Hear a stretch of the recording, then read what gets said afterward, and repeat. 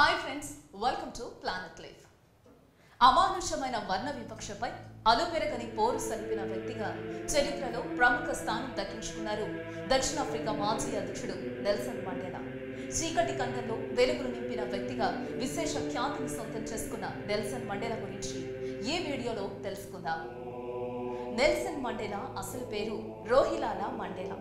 ఇతను 1918 జూలై 18న దక్షిణాఫ్రికాలో కేప్ ప్రాంతంలో ట్రాన్స్కేయన్ రాజవంశంలో పుట్టారు. మండేలా పేరులోని రోహిలాలా అనే పదానికి ఓ అర్థం ఉంది. జోష భాషలో రోహిలాలా అంటే అల్లరి చేసేవాడు అని అర్థం.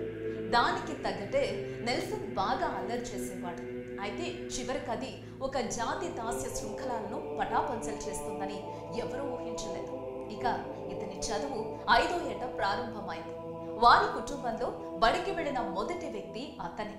స్కూల్లోని ఒక మెథడిస్ట్ ఉపాధ్యాయుడు అతనికి నెల్సన్ అనే పేరు పెట్టాడు. రోహిలాలా 9వ ఏట అతని తండ్రి క్షయవ్యాధితో మరణించాడు. తరువాత నెల్సన్ మండేలా చదువు వివిధ పాఠశాలల్లో సాగింది. తెంపు తెగల ఆచారం ప్రకారం ప్రివీ కౌన్సిల్లో అతని తండ్రి స్థానం అతనికి సంక్రమిస్తుంది. 1937లో మండేలా ఫోర్ట్ బ్యూఫోర్ట్లో హేల్ టౌన్ కాలేజీలో చేరాడు. అతనికి క్రీడల పట్ల, ముఖ్యంగా బాక్సింగ్, పరుగు పట్ల ఆసక్తి ఎక్కువగా ఉంటుంది. మెట్రికులేషన్ తర్వాత మండేలా ఫోర్ట్ హేల్ విశ్వవిద్యాలయంలో BAలో చేరాడు. అక్కడ అతనికి పరిచయమైన ఆలివర్ టాంబో అతని జీవితకాలం మిత్రుడిగా మారిపోయాడు. అదే సమయంలో అతని తెగకు వారసత్వంగా నాయకుడు కావలసిన కైజర్ మతంజిమా కూడా మిత్రుడయ్యాడు. కానీ కాలక్రమంలో వారిద్దరూ రాజకీయ ప్రత్యర్థులయ్యారు. ఎందుకంటే మతంజిమా బంతుస్తాన్ కార్యకలాపాల పక్షం వహించాడు. ఒక సంవత్సరం తర్వాత విశ్వవిద్యాలయం రాజకీయాల్లో పాల్గొన్న ఫలితంగా మండేలాను విశ్వవిద్యాలయం నుండి తీసేశారు. తర్వాత అతను జైల్లో ఉన్నప్పుడు లండన్ విశ్వవిద్యాలయం నుండి దూర విద్య ద్వారా BL పూర్తి చేశాడు. ఈ కాలంలోనే నెలవారీ భూములపై తెల్లవారి పెత్తనం చూసి చలించిపోయాడు. ఈ అన్యాయం ఇకపై సాగకూడదని శ్వేత జాతీయుల రాక్షస పాలనపై తిరుగుబాటు బావుట ఎగరవేశాడు. తన స్నేహితుడితో కలిసి ఆఫ్రికన్ నేషనల్ కాంగ్రెస్ లో సభ్యుడిగా చేరాడు. అయితే 1948లో ఆఫ్రికేతరులు అధికంగా ఉన్న దక్షిణాఫ్రికా నేషనలిస్ట్ పార్టీ అధికారంలోకి వచ్చింది. నల్ల తెల్ల జాతుల మధ్య వివక్షత, ఇద్దరిని వేరువేరుగా ఉంచడం వారి విధానం. ఆ పరిస్థితుల్లో 1952 డిఫెన్స్ క్యాంపెయిన్, 1955 పీపుల్స్ కాంగ్రెస్ కార్యక్రమాల్లో నెల్సన్ మండేలా ప్రముఖంగా పాల్గొన్నారు. ఈ సమయంలో మండేలా అతని మిత్రుడు కలిసి స్థాపించిన ఒక లా సంస్థ ద్వారా అనేక పేద నల్ల జాతి వారికి ఉచితంగా న్యాయ సౌకర్యం కలిగించాడు. 1952లో దక్షిణాఫ్రికా కమ్యూనిస్టు సభ్యుడిగా చేరిన మండేలా లాటిన్ అమెరికా వేగుచుక్క చేగువెరా స్ఫూర్తితో కమ్యూనిస్టు పార్టీ ఉద్యమ స్వరూపాన్ని సమూలంగా మార్చివేశాడు. మొదట్లో మండేలా శాంతియుతంగానే తన ప్రతిఘటనను నిర్వహించిన డిసెంబర్ 5, 1956న మండేలా మరో 150 మంది దేశద్రోహ నేరంపై అరెస్టు చేయబడ్డారు. 1956-61 కాలంలో సుదీర్ఘంగా నడిచిన ఈ విచారణ అనంతరం వారందరూ నిర్దోషులుగా విడుదలయ్యారు. అయితే 1952-59 కాలంలో ఆఫ్రికన్ నేషనల్ కాంగ్రెస్ లో చాలా మంది అసహనానికి గురై తమ ఆశయాలను సాధించడానికి మరింత తీవ్రమైన చర్యలు చేపట్టాలని ఒత్తిడి చేశారు. అంతకు ముందు ఆఫ్రికన్ నేషనల్ కాంగ్రెస్ లో ఉన్న మితవాద నాయకుల నాయకత్వానికి కూడా సవాళ్లు ఎదురయ్యాయి. దక్షిణాఫ్రికా కమ్యూనిస్టు పార్టీ ఈ కాలంలో బలం పుంజుకుంది. 1959లో అతివాద ఆఫ్రికన్ నేషనల్ కాంగ్రెస్ ఆఫ్రికనిస్టులు సమర్థిస్తున్న పాన్ ఆఫ్రికనిస్ట్ కాంగ్రెస్ నుండి విడిపోయారు. అలా విడిపోయిన వారికి ఘనా వంటి ఇతర దేశాల నుండి మద్దతు లభించింది. ఇక దక్షిణాఫ్రికా స్వేచ్ఛ స్వాతంత్ర సాధన కోసం ఆఫ్రికన్ నేషనల్ కాంగ్రెస్ తో పాటు దక్షిణాఫ్రికా కార్మిక సంఘాల సమైక్య, దక్షిణాఫ్రికా కమ్యూనిటీ పార్టీ కలిసి ఐక్యంగా ఎన్నో పోరాటాలు చేశారు. అయితే ఈ విషయాలేవి కూడా కార్పొరేట్ మీడియాలో వచ్చేవి కావు. మండేలా గురించి మంచిగా చెబుతూనే ఎన్నో ముఖ్యమైన విషయాలను మీడియా తొక్కివేసింది. దీంతో 1961లో మండేలా ఆఫ్రికా నేషనల్ కాంగ్రెస్ కు సాయుధ విభాగాన్ని ఏర్పరిచి దానికి అధ్యక్షుడయ్యాడు. ఈ విభాగం పేరు ఉమ్ఖోంటు వి సిజ్విక్, అనగా దేశపు బల్లె. ఈ విభాగం దళాలు ప్రభుత్వ మిలిటరీ స్థానాలను లక్ష్యాలుగా చేసుకుని దాడులు నిర్వహించింది. జాతి వివక్షతను అంతం చేయడానికి గెరిల్లా పోరాటం కొరకు ప్రణాళికలు కూడా తయారు చేసుకున్నారు. 1980వ దశకంలో వీరి దళాలు నిర్వహించిన గెరిల్లా పోరాటాలలో అనేక మంది మరణించారు. శాంతియుత ప్రతిఘటన వల్ల ప్రయోజనం లేనందున ప్రభుత్వ వివక్షణ రహితంగా దమన విధానాన్ని అమలు చేస్తున్నందువలన అన్ని మార్గాలన్నీ మూసుకుపోవడం వల్లనే తాము సాయుధ పోరాటం వైపు మల్లవలసి వచ్చిందని మండేలా సమర్థించుకున్నాడు. అయితే ఈ విధమైన సాయుధ చర్య వలన ANC మానవ హక్కులను ఉల్లంఘించిందని తరువాతి కాలంలో మండేలా అంగీకరించాడు.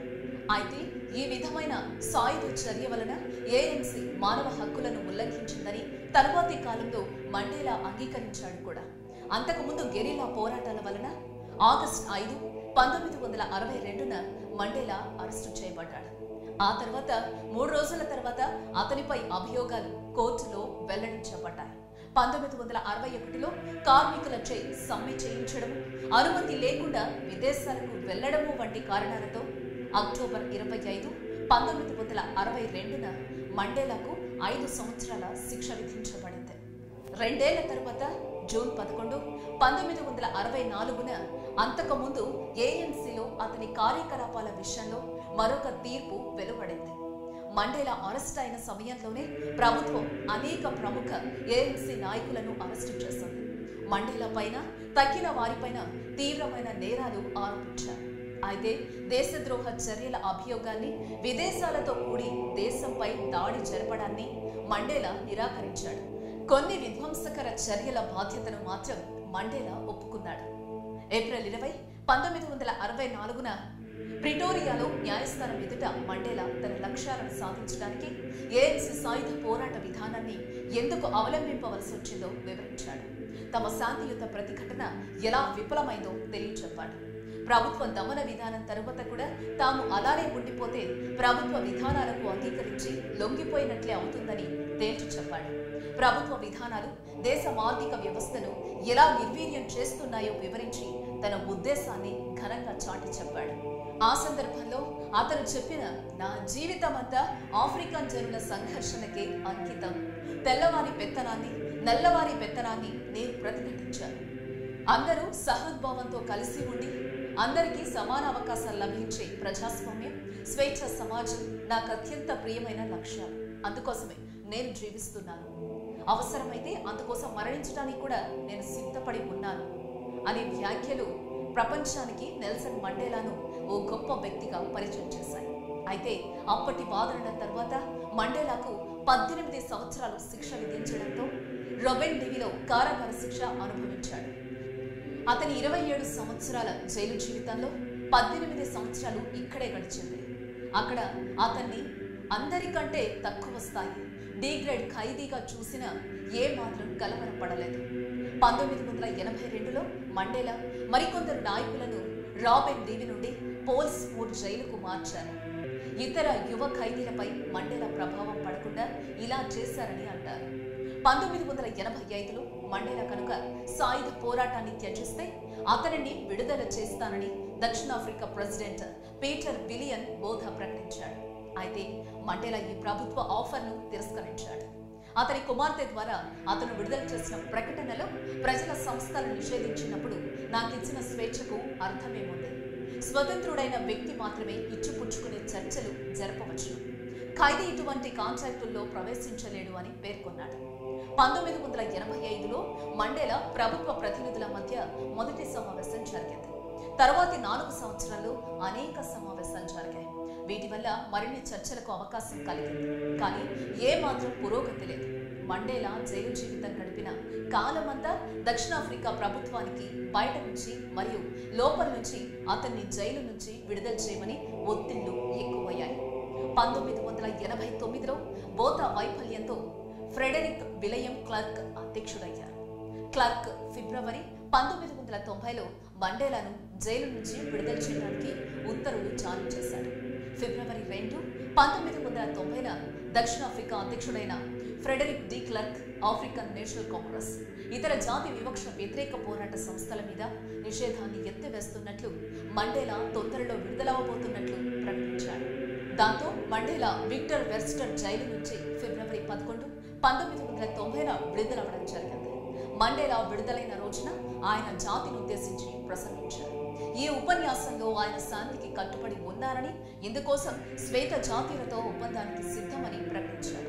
కానీ జాతి వివక్షతకు వ్యతిరేకంగా ఆఫ్రికన్ నేషనల్ కాంగ్రెస్ సాగించే పోరు మాత్రం ఆగదని ప్రకటించి సంచలనం రేపారు. జైలు నుంచి విడుదలైన తరువాత ఆఫ్రికన్ నేషనల్ కాంగ్రెస్ నాయకత్వ పగ్గాలను తిరిగి మండేలా స్వీకరించాడు. 1990-94 మధ్యలో బహుళ పక్షాలతో సమావేశాన్ని ఏర్పరిచి దేశంలో మొట్టమొదటిసారిగా అన్ని జాతుల వారిని కలిపి ఎన్నికలకు నిర్వహించేటట్టు చేశాడు. ఆఫ్రికన్ నేషనల్ కాంగ్రెస్ దాని మీద నిషేధం ఎత్తివేసిన తర్వాత మొదటిసారిగా 1991లో జాతీయ సమావేశాన్ని ఏర్పాటు చేసి మండేలాను అధ్యక్షుడిగా ఎన్నుకుంది. మండేలా జైల్లో ఉన్నప్పుడు పార్టీ పగ్గాలు చేపట్టిన పాత స్నేహితుడు ఆలివర్ టాంబో జాతీయ అధ్యక్షుడయ్యాడు. అయితే అంతకు ముందే మండేలా జైల్లో ఉండగానే దక్షిణాఫ్రికా ప్రెసిడెంట్ డి క్లర్క్తో చర్చలు సాగించాడు. 1993లో సీనియర్ ANC నాయకుడు క్రిస్ హనీ హత్య జరిగినప్పుడు దేశం అంతర్యుద్ధంలో పడిపోయే పరిస్థితి ఎదురైంది. అప్పుడు దేశంలో శాంతి కోసం మండేలా చేసిన అప్పీల్ ఒక దేశ రాజకీయాల్లో కీలకంగా మారింది. అయితే కొద్దిపాటి అలజడుల తర్వాత దేశంలో శాంతి నెలకొంది. ఏప్రిల్ 27, 1994లో సార్వజనిక ఎన్నికలు జరగాలని నిశ్చయించారు. అప్పుడే దక్షిణాఫ్రికాలో మొదటిసారిగా పూర్తి ప్రజాస్వామ్యంతో కూడిన ఎన్నికలు జరిగాయి. ఈ ఎన్నికల్లో ఆఫ్రికన్ నేషనల్ కాంగ్రెస్ 62% ఓట్లను సాధించింది. 1994లో మే 10వ తేదీన మండేలా దేశానికి నల్లజాతికి చెందిన మొట్టమొదటి అధ్యక్షుడయ్యాడు. డి క్లర్క్ ఉపాధ్యక్షుడిగాను, థాబో ఎంబెకి రెండవ ఉపాధ్యక్షుడిగాను ఎన్నికయ్యారు. 1994 మే నుంచి జూన్ 1999 దాకా అధ్యక్షుడిగా పనిచేసిన మండేలా జాతీయ, అంతర్జాతీయ విధానాల్లో ప్రముఖ పాత్ర పోషించి ప్రపంచం నలుమూలల నుంచి ప్రశంసలు అందుకున్నాడు. క్రీడల పట్ల మక్కువ ఉన్న మండేలా వాటి ద్వారా కూడా శాంతికి బాటలు వేశాడు. దీనికి 1995లో దక్షిణాఫ్రికాలో జరిగిన రగ్బీ ప్రపంచ కప్ పోటీలు వేదికయ్యాయి. ఫైనల్ మ్యాచ్లో దక్షిణాఫ్రికా జట్టు న్యూజిలాండ్ జట్టుపై గెలిచిన తర్వాత మండేలా దక్షిణాఫ్రికా జెర్సీని ధరించి ఆ జట్టు నాయకుడైన ఫ్రాంకాయిస్ పైనార్కు ట్రోఫీ అందజేశాడు. ఈ సంఘటన దక్షిణాఫ్రికాలో శ్వేత జాతీయులకు, నల్ల జాతి వారికి కుదిరిన సయోధ్యలో ముఖ్యమైన అధ్యాయంగా పేర్కొంటారు. తన పదవీ కాలంలో మిగతా ప్రపంచంతో సత్సంబంధాలు నెలకొల్పి అంతర్జాతీయ సమాజాన్ని ఆకర్షించిన మండేలా కొన్ని వివాదాలను, ఎన్నో ప్రశంసలను అందుకున్నాడు. 1994లో 77 సంవత్సరాల వయసులో అధ్యక్ష పదవిని చేపట్టి ఆ పదవిని అలంకరించిన వారిలో అతిపెద్ద వయస్కుడయ్యాడు మండేలా. అయితే రెండవసారి మరలా ఎన్నికల్లో పోటీ చేయరాదని నిశ్చయించుకొని తనకు అధికార వ్యామోహం లేదని బలంగా చాటి చెప్పారు. అరుణిత్యం నల్లజాతి బానిసత్వ విముక్తి కోసం పోరాడి దానిని సాధించిన మండేలా తన జీవితంలో ఎన్నో అవార్డులు, ప్రశంసలు కూడా అందుకున్నాడు. 1990లో భారత ప్రభుత్వం మండేలాకు భారతదేశపు అత్యున్నత పురస్కారం భారతరత్నను ప్రకటించింది. అదే సంవత్సరం సోవియట్ ప్రభుత్వం లెనిన్ శాంతి బహుమతిని ప్రకటించి సత్కరించింది. 1992లో టర్కీ అటాటర్క్ శాంతి బహుమతిని ప్రకటించింది. ఇన్ని ప్రశంసలను అందుకున్న మండేలా కొన్ని విమర్శలు ఎదుర్కొన్నారు. నెల్సన్ మండేలా వారసుల కోసం ఏర్పరిచిన నెల్సన్ మండేలా ట్రస్ట్ కు వచ్చిన విరాళాలపై వివాదం నెలకొంది.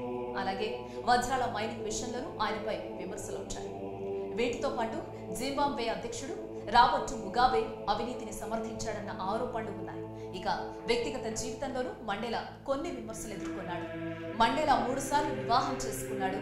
6 మంది సంతానం, 20 మంది మనమలు, మనవరాలు, ఇంకా పెద్ద సంఖ్యలో మునిమనములు కూడా ఆయనకున్నారు. 3 పెళ్లిలు కూడా వివాదాల మధ్య మొదలై వివాదాలతోనే ముగిశాయి. ఏదేమైనా ఆఫ్రికాలో అధిక సంఖ్యలో ఉన్న ఆఫ్రికన్లకు సాధికారత చేకూర్చేందుకు తన జీవితాన్ని అంకితం చేసి వర్ణ, లింగ వివక్ష లేని, మరణదండం లేని రాజ్యాంగాన్ని రచించి ఆఫ్రికన్ల హృదయాల్లో చిరస్థాయిగా నిలిచిపోయారు నెల్సన్ మండేలా. అలాగే ఓ తెగకు నాయకుడిగా జన్మించి నైసత్వానికి వ్యతిరేకంగా ఉద్యమించి ఆ కల సాకారం చేసిన నిజమైన నాయకుడిగా ఆయన తన ప్రస్థానాన్ని కొనసాగించడం ఆదర్శప్రాయమైన విషయంగా చెప్పుకోవచ్చు. ఇక తన పోరాటాలతో ఆఫ్రికా దాస్య శృంఖలాలను ఛేదించి ప్రపంచవ్యాప్తంగా గుర్తింపు తెచ్చుకున్న మండేలా తీవ్ర శ్వాసకోశ సంబంధ అస్వస్థతతో బాధపడుతూ 2013 డిసెంబర్ 5న మరణించారు. దీంతో ప్రపంచానికి మార్గనిర్దేశకత్వం వహించిన ఒక వేగి చుక్క నింగికి ఎగిసినట్టయింది. సో ఇది ఫ్రెండ్స్ నెల్సన్ మండేలా గురించి మేము మీకు అందిస్తున్న సమాచారం. మీకు ఈ వీడియో నచ్చినట్లయితే లైక్ చేయండి, షేర్ చేయండి. ఇలాంటి మరిన్ని ఇంట్రెస్టింగ్ విషయాలు తెలుసుకోవడానికి మీరు మా ప్లానెట్ లీఫ్ ఛానల్ సబ్స్క్రైబ్ చేసుకోవడం మర్చిపోకండి.